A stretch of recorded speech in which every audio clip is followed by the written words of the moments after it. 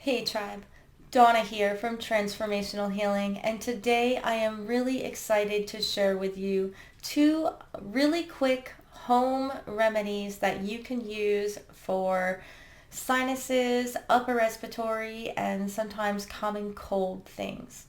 So there are so many different wonderful herbal remedies and home remedies, folk remedies that you can use for common colds, keeping your immune system boosted, and a lot of the upper respiratory and sinus issues that we may have going on. So I want to share two recipes with you today. And then also at the end, I will share some of the other things that you may want to have in your cupboard for other reasons. Start off with the sweet one. So when you are kind of stuffy and clogged up and you just need to cleanse and clear out your sinuses, one great remedy that you can use is to take organic, if at all possible, for all of these ingredients, because there are citruses and citruses really like to hold on to the pesticides. And we're going to be putting the whole entire fruit in there, including the peel.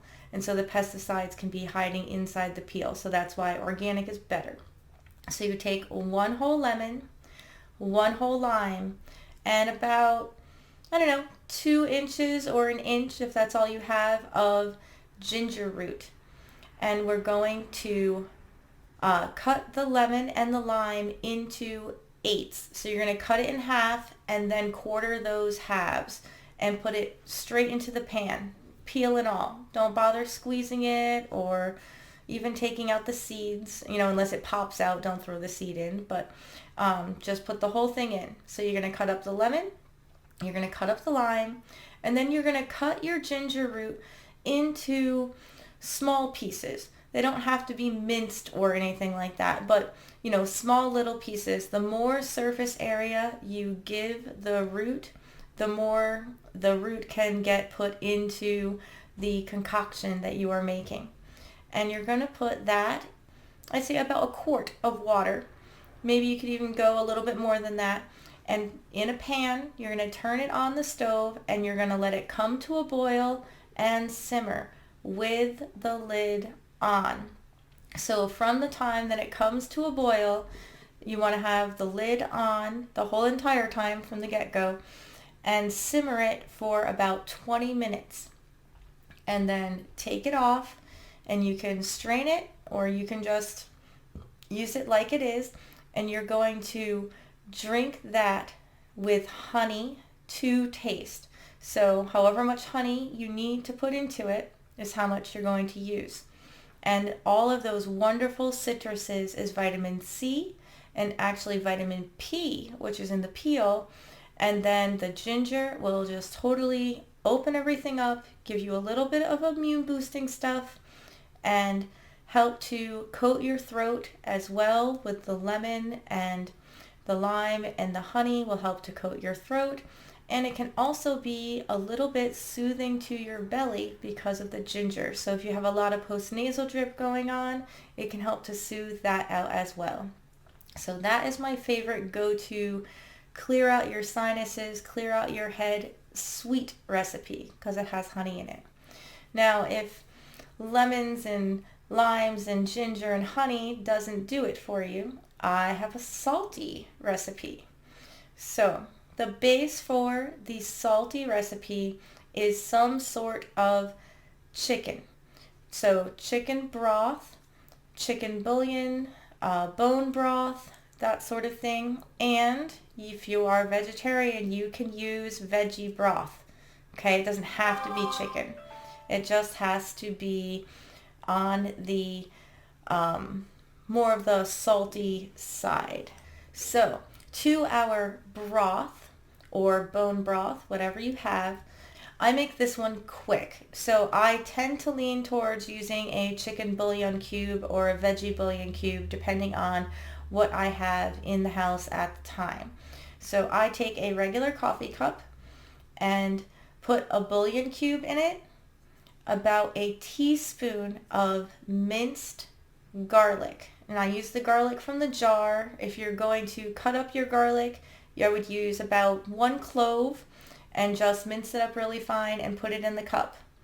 And then I add a 1/4 teaspoon or so of turmeric powder. And I have the organic in the shop if you cannot get a hold of that.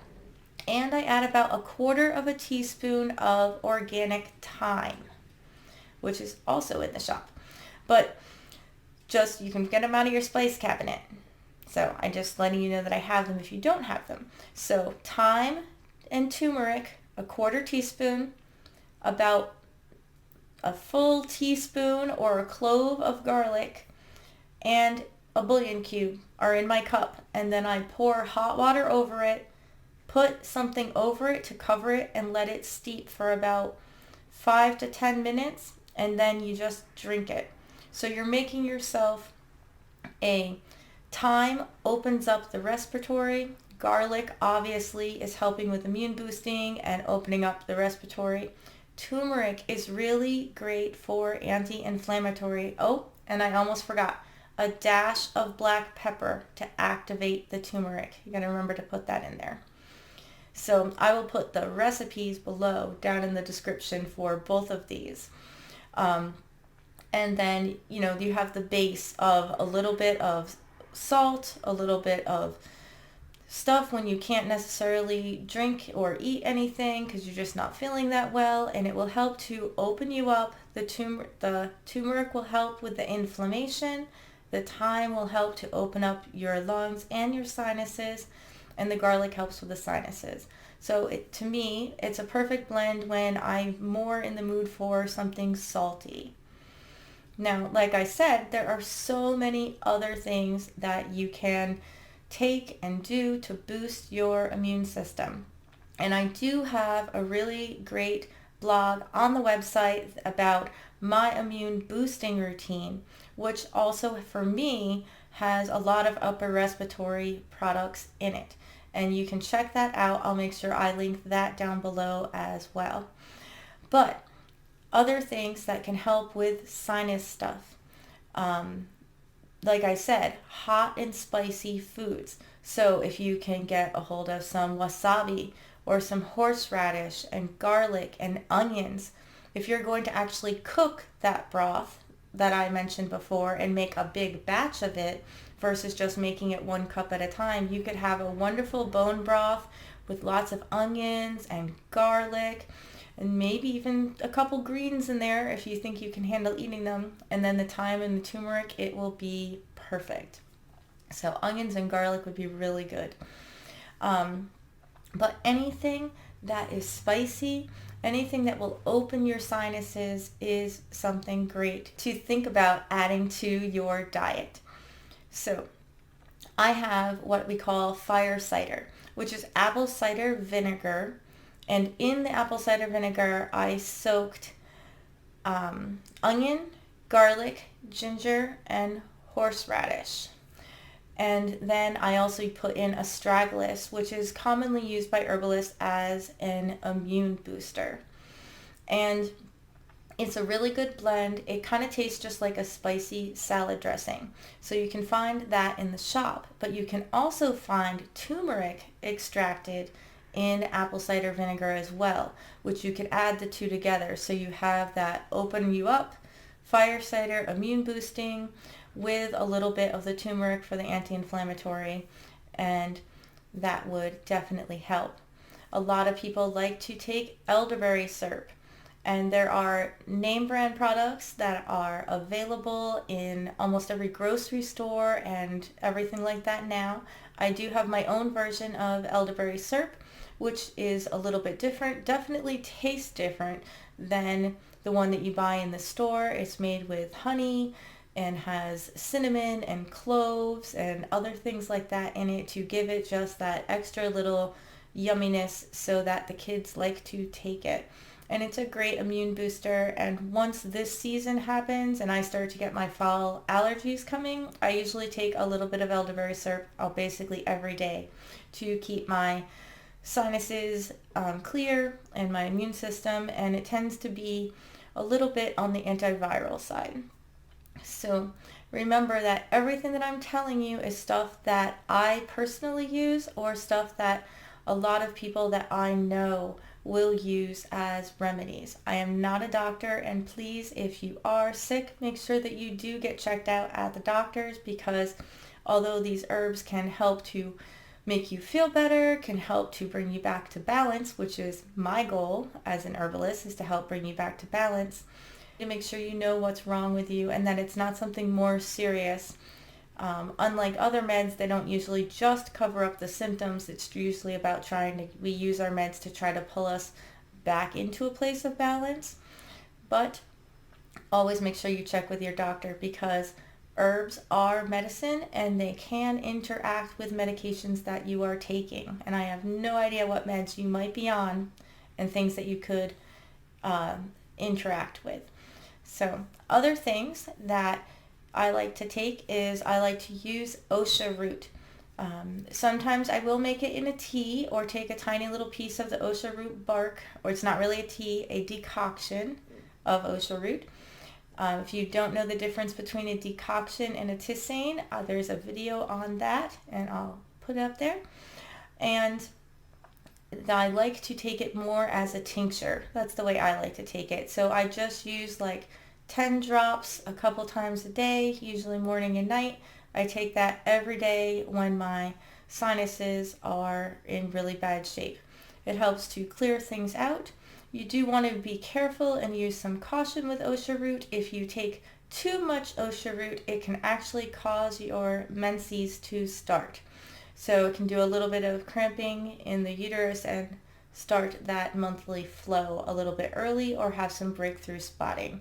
So make sure that you're careful with the amount of osha that you are taking. That comes from experience talking. It's nothing I've even researched anywhere. It's something that has continually happened to me if I get too much osha. Like when you guys were all ordering osha last year like crazy and I had my hands in it. I wasn't even taking it, but I had my hands in it, sorting it and cleaning it without wearing gloves. And I was absorbing so much of the osha oils through my hands that I stopped taking it because I was getting it that way and didn't even need to take it.